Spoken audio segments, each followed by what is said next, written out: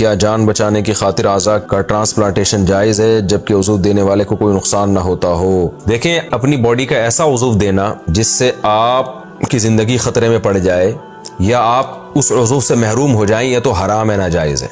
क्योंकि जितना दूसरे की ज़िंदगी अहम है इतनी ही आपकी ज़िंदगी भी शरीयत की नज़र में अहम है।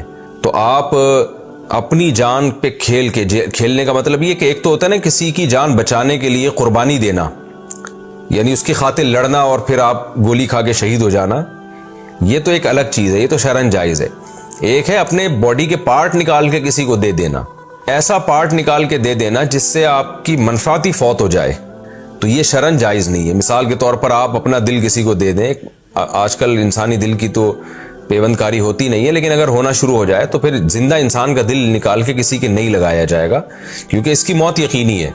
अलबत्ता कुछ पार्ट्स ऐसे हैं जिनको देने में डॉक्टर ये कहते हैं कि देने वाले को कोई नुकसान नहीं है। जैसे दो गुर्दे हैं ना, तो एक किडनी अगर दूसरे को दे दिया जाए तो डॉक्टर कह रहे होते हैं कि जिसने किडनी डोनेट किया उसको कोई नुकसान नहीं है। तो अगर वाकई कोई नुकसान नहीं है और सामने वाले की ज़िंदगी इस पर मौकूफ़ है तो फिर बहुत से उलमा इसकी गुंजाइश देते हैं कि फिर किडनी डोनेट किया जा सकता है, क्योंकि अल्लाह ने आपको दो दिए हैं तो एक पे भी इंसान चल जाता है। ये डॉक्टर कहते हैं। अगर डॉक्टरों की तहकीक में ही इख्तलाफ है तो फिर मैं इस बारे में कुछ नहीं कह सकता।